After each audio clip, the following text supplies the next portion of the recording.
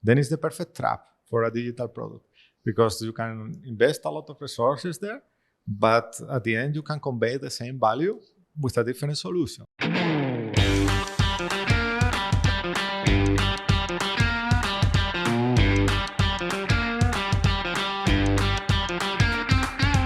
Hello everyone, this is a special recording of Os Agilistas.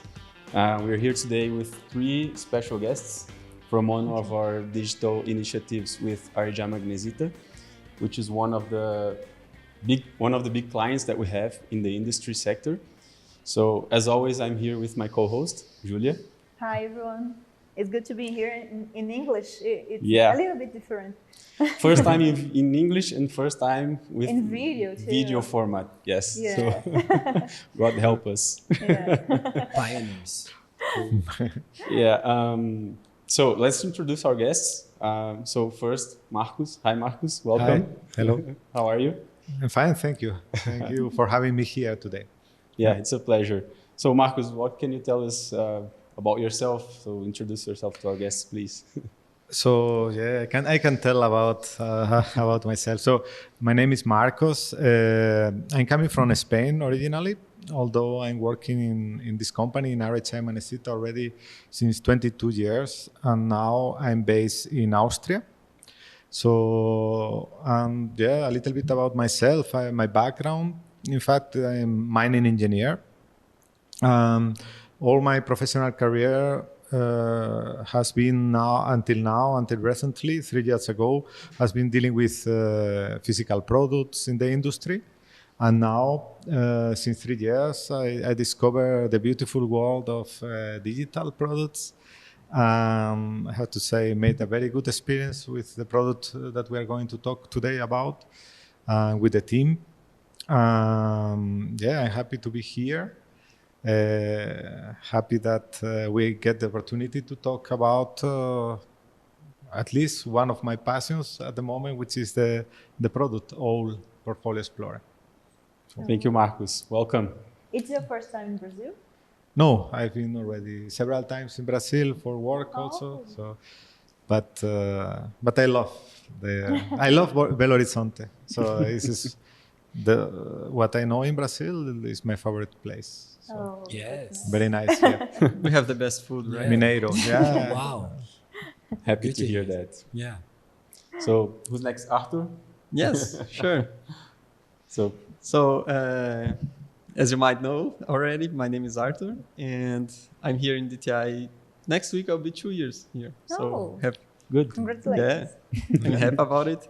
And actually, as Marcos, I'm a mechanical engineer. I graduated a few years ago, and I started my career also in the steel industry, in fact. And then, so it's life. Now I work in the steel market again. It's But possible. But in a different scenario. Yeah. And I did like this career change when I joined DTI. So I had the time to learn a bit before, but actually DTI opened the doors to this brand new world and bright new world, in fact, that it's the digital products.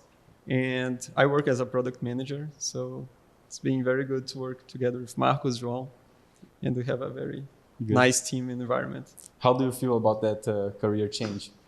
It's the best thing that happened to me, really, because before I never felt like a field of knowledge that I really wanted to improve myself and do like, for example, a extra course or read books about. And actually, like the product management, it's something that I pursue to keep evolving and being a better professional. And before that, I never felt it. In fact, it was more like only, professional, and now things mixed up. So it's this product mentality I brought to my personal life as well. So Oh, Good that's to hear nice. that. Cool. Cool. So last but not least, João. Well, nice to meet you, everyone. Actually, if you look at me, I'm probably the designer. It's true. But I was. Easy to know.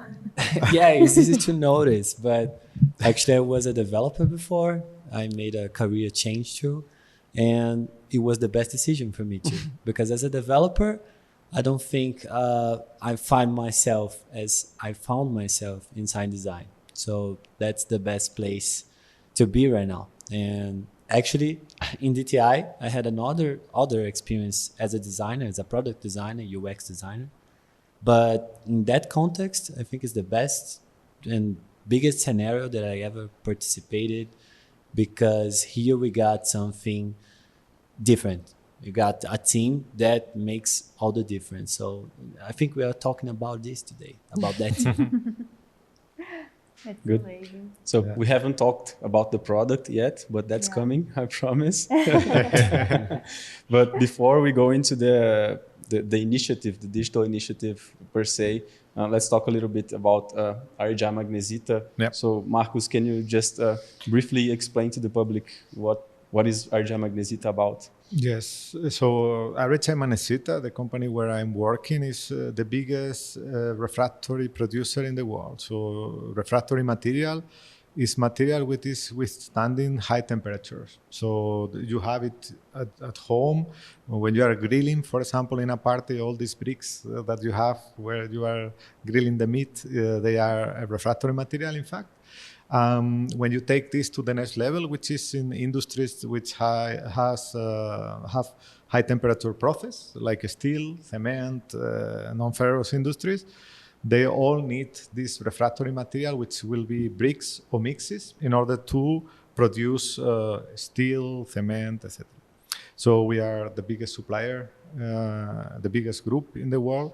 That has been born some years ago now by the merger of one Austrian company and one Brazilian company. RHI was the Austrian company, and Magnesita do Brasil, who was based here, in fact, in Belo Horizonte always, was the other company. So yes, this is the company I'm working for. Like I said, I spent most of my time in the physical product part. And now, since 3 years, I changed also my career, like we are seeing here. And I was very lucky that I did that. Also, best decision I ever took. And now we are here talking about the whole portfolio explorer. So. Good to know. Yeah. And talking about the own, what is the context behind the solution? What are the motivations to start this product? So there was in the company, after the merger of two big companies, because there were number 1 and number 3 at that time, there was the context of streaming the portfolio. Okay, we have a project in the company to streamline the portfolio, and in this context, the idea of having this old portfolio explorer was born in order to provide a place where the people can go and be sure that they will have the latest information about our product portfolio with all the technical documents, etc. So this was the original idea, and it's starting a little bit in the direction of managing the portfolio, in fact, because you are presenting, or the way we are presented in the tool. Yes, and we create an MVP at that time, which was called a smart tool. Everything which is digital has to have a smart at the beginning. And then there was kind of MVP, which was done internally, another person and myself, in the company. And then we decided to, after this MVP, to take it to the next level. And that was when I got into contact with DTI. And yeah, we start the journey. Let's put it like this. And as you see, it's not called anymore a smart tool, a smart decision also. And we went through the process of branding it new, starting from scratch. In fact, everything, because we did not use anything. It was a decision we took at the beginning, not to use from the smart tool anything, just the concept. So the concept we prove. They learn it. And if I may add something very important, because for the audience maybe, we are talking about thousands of products. So when you're talking about the portfolio of RHI Magnesita, it's huge. So think of having thousands, more than 5,000 brands to be made available to the whole organization. And as we are talking about a company that's came from different regions, buying other industries that are adding value to the portfolio. It's a challenge to have like this know-how and this database all available and centralized in a easy way that the people can use. Because before we had very separated knowledge like between the regions, and the ones that knew pretty well the portfolio in Brazil and the ones that knew it in India, for example. Exactly. So in a way, what we are achieving here also is that this know-how remains in the company also, which I think is a very important point when you are talking about this kind of digital tools or solutions for a company. No? That this informal know-how that was in the experts, for example, that is coming back to the company itself, and you are not relying that this expert is leaving the company and the knowledge is living with him or her. So yeah, there's a lot of that also on that. There is a point, going back to what you're saying, the beginning of this project when we had the smart tool. I think there is a highlight there that we always comment about. It is the fact that moment when you choose to take an MVP, that you put a lot of effort and people and your mind on it, and choose to, let's do it again. Let's make the discovery. Let's hear this new company. Let's take time to think again and change all the strategy. That's game changing. I think that was a point that Arthur and I noticed, that that's something different that we are going to deal with, because you didn't choose to just make a redesign. The first demand was a redesign for smart tool, and that's it. And then we make everything again. We created a new way to work with the product. So I think this is why we are here. I'm very thankful to that, because you made me see that, in fact. And this is maybe interesting also for the audience. And I don't know, as I mentioned before, I have a lot of experience with standard products, physical products. And then when you come to a digital product, and after an MVP, and this is some learning I'm sharing here, maybe helping someone in the future.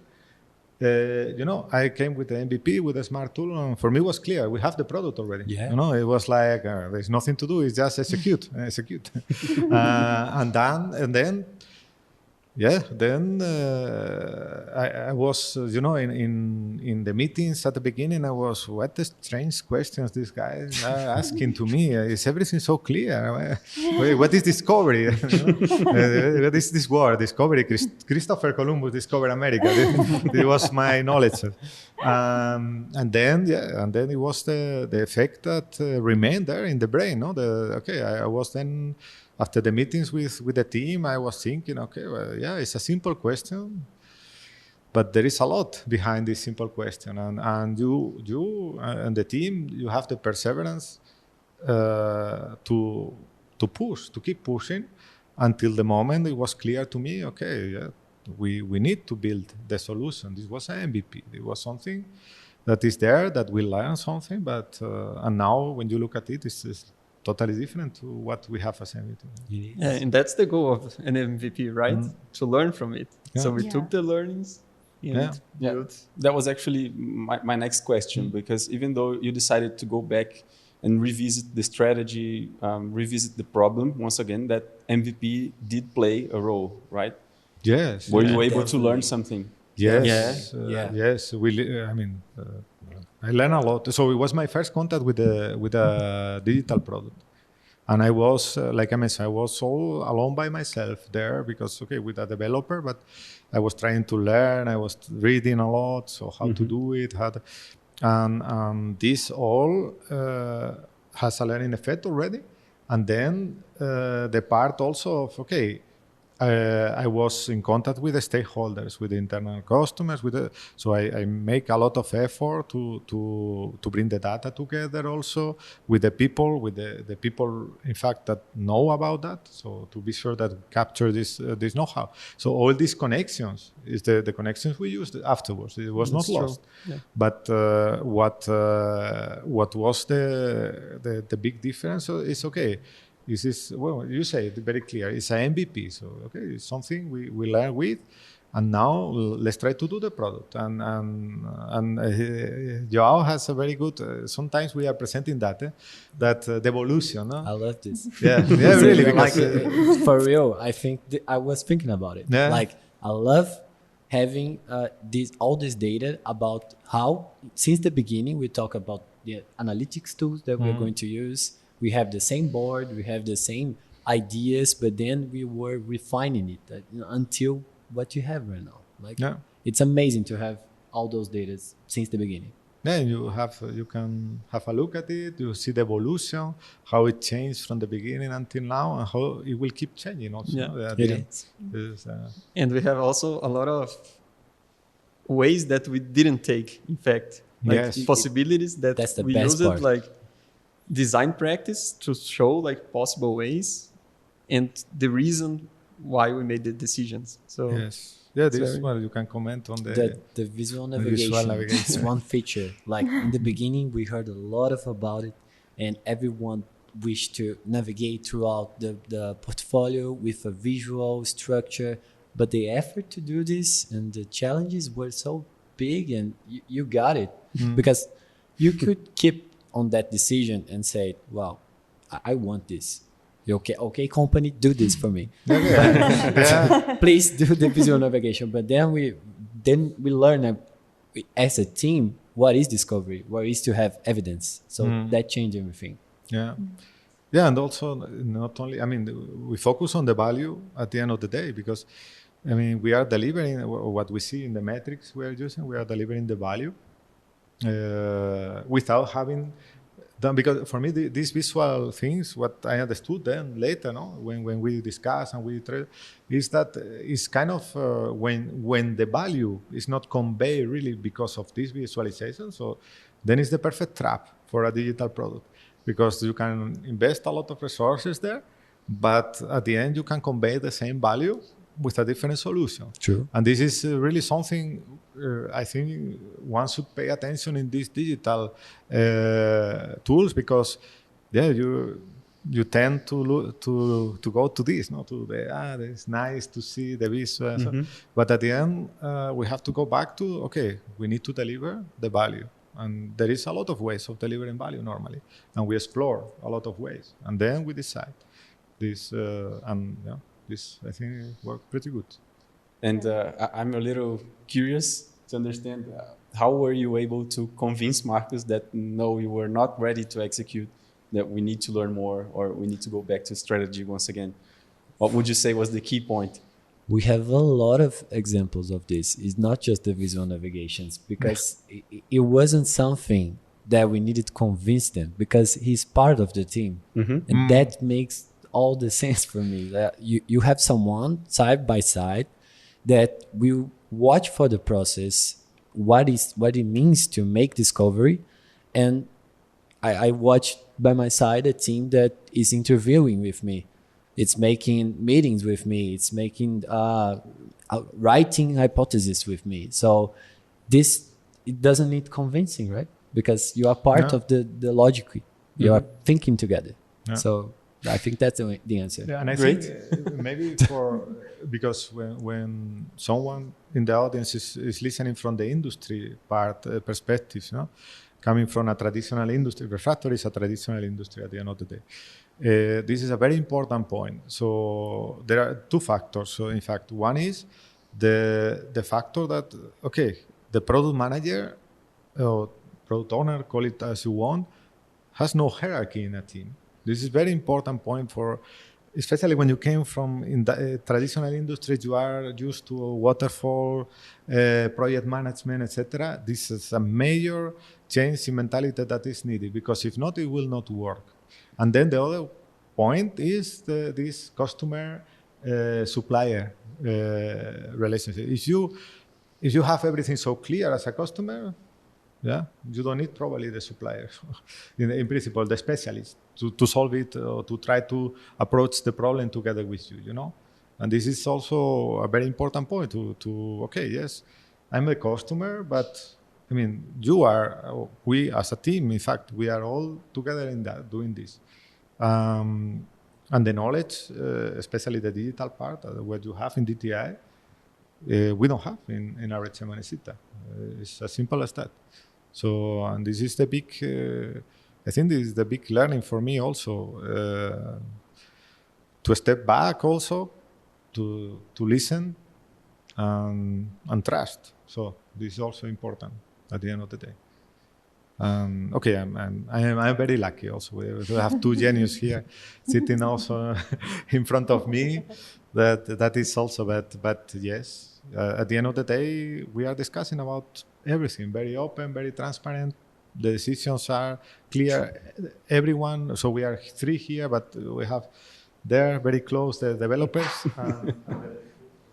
The developers, you know, they are participating also. So they and we see that they are contributing. They are giving the extra also because they are motivated to contribute because they know they have you said I like a lot what Arthur used, this safe. No, the team is a safe place, and I think we are achieving that, and this is very important to work. Very important. No, been good. So yeah, you said you look at data all the time. So it seems like you are Every really day. data informed, right, Julia? One of our episodes is Yeah. coming soon on Os Agilistas. But you also mentioned that you experiment a lot. So what kind of contact do you have with the users on those experiments? Well, actually, this is one thing that Arthur just mentioned before. The responsibility to make continuous discovery is not just for the designer, it's for the whole team. So I don't make the contact myself. Arthur is always he's the bridge between those people. I'm writing the script. I'm thinking about how we are going to make the interview and think about the results, or how we are going to measure this interview. But Arthur is making the contact and trying to find the time and the right people. And then we got us three or both of us working in an interview or a user test that sometimes people think that just the designer should do this. But not. He's absolutely part of this process. He needs to know about the behavior, about how the user will react to these questions. He needs to watch in the face of the user the frustration or maybe the excitement to see something new. And if a team does this responsibility of making a research just alone, a designer standalone, I don't think it's a good practice in my view. I think this is one of the biggest reasons that why we all know a lot about the products. We all have a lot of knowledge about every aspect of this discovery. But your question was, can you repeat it? Because I was thinking about the whole process. Yeah. You actually probably just answered because my point was you have contact with the users, right? We That's have, really but important. I think it's important to mention that we do like interviews, usability tests, and this kind of activity. But for example, very important, the work Marcos does with the feedbacks he receives internally. So he receives a lot of, for example, people through Teams, email, reach him. So we have a repository of information. We get those feedbacks. We tag it as good, neutral, bad, or something. And we classify if it's a need, an opportunity, a desire, a pain point. And from that, we correlate the information from feedbacks, interviews, usability tests with the analytics tools we have, and we build our prioritization on top of it. So it's very, as John said, it's shared. And we try to bring this to make it visible to the team so everybody can contribute. Yes. And I would say that aspect, what you do, the way as someone from the client who has the credibility, it's very different from both of us. If you look in the aspect of someone working inside a company, making a feedback for a colleague is different from someone as me and Arthur trying to talk, trying to make an interview and having a reaction because you are part of the company. And I think I would say in continuous discovery, this should be a practice too. Someone from the team of your own company should make this action of collecting feedbacks, talking with users.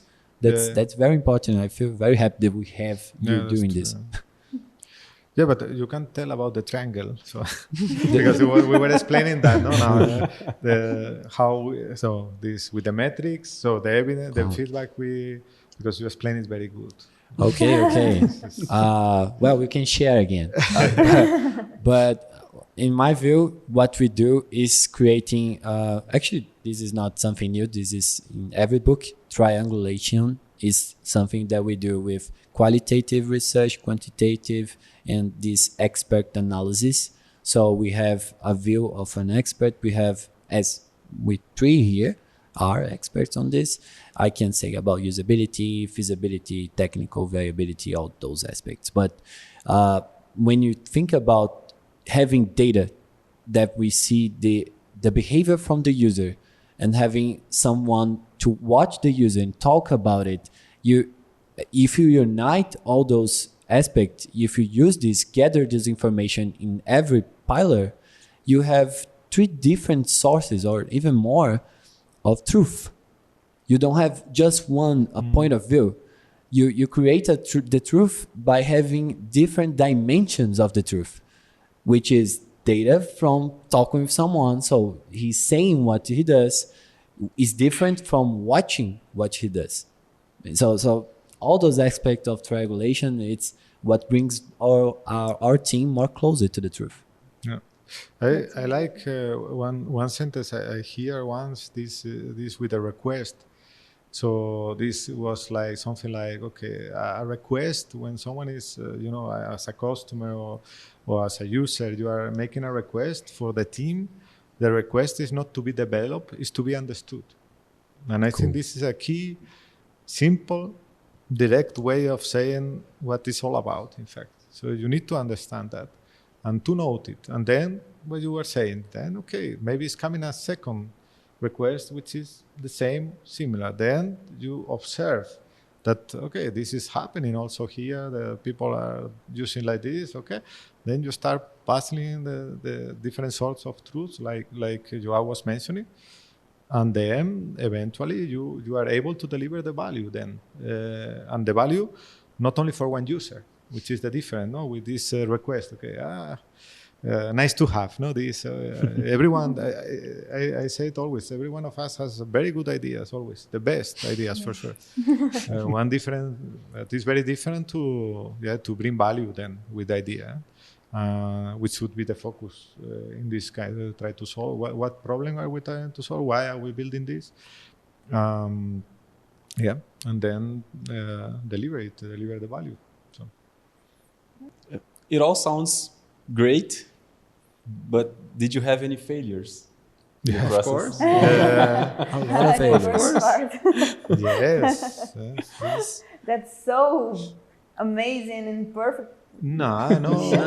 But this is very interesting because this is it's like have you any failure in your life? Yeah. It's more or less the same question because you are talking about continuous discovery, which is not other thing that you are doing since you are born.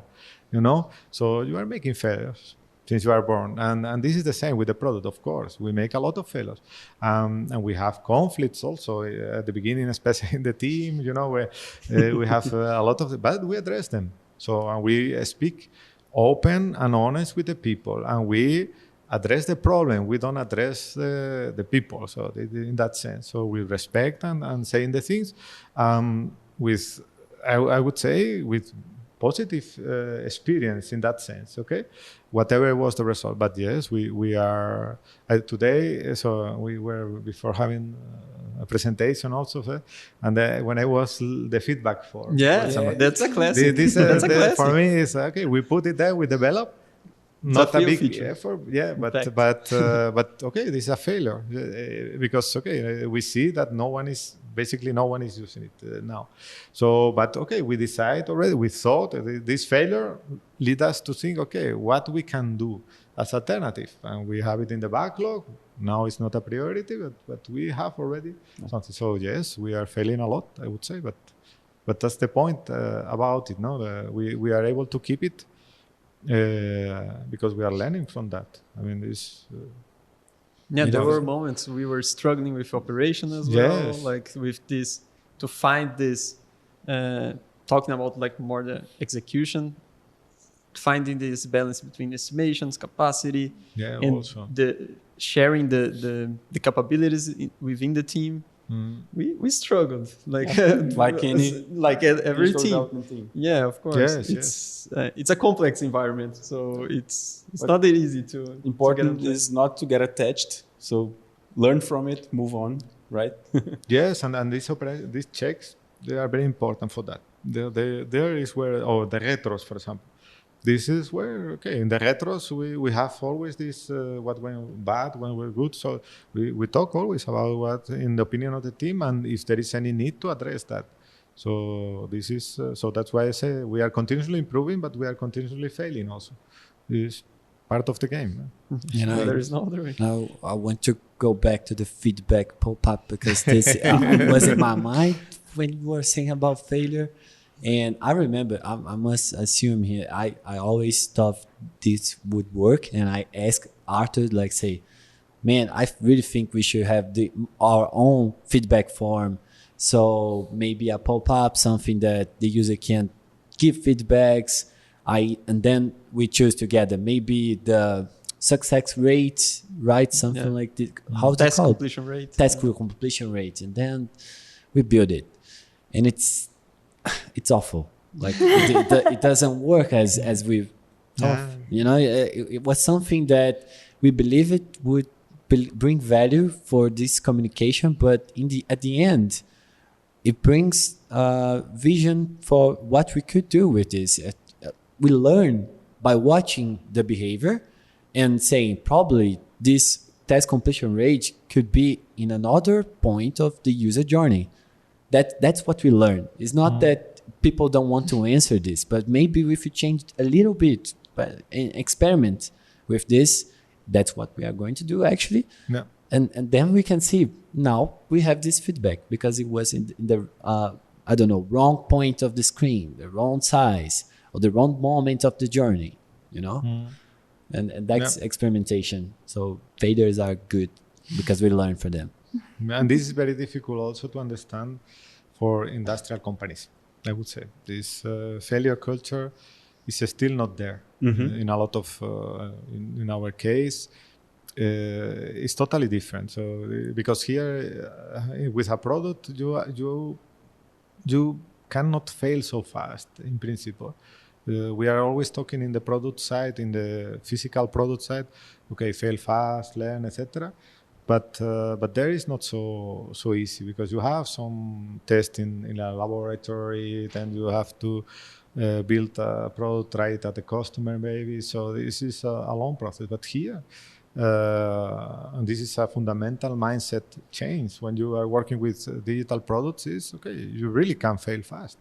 So why not to use that? This is a thing. And also, this famous curve, no, this the 1, 10, 100, the cost of changing something in the design when you are developing and in production.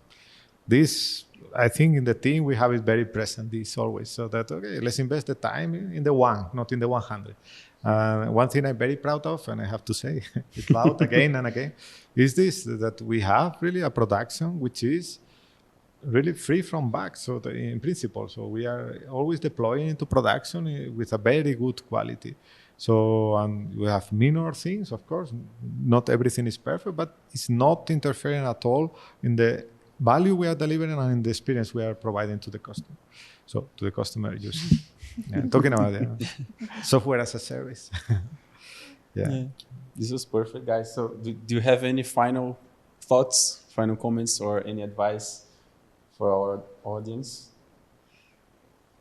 I think like from most of what we talked here, it's iterative process. So it will never be ready and will never be perfect.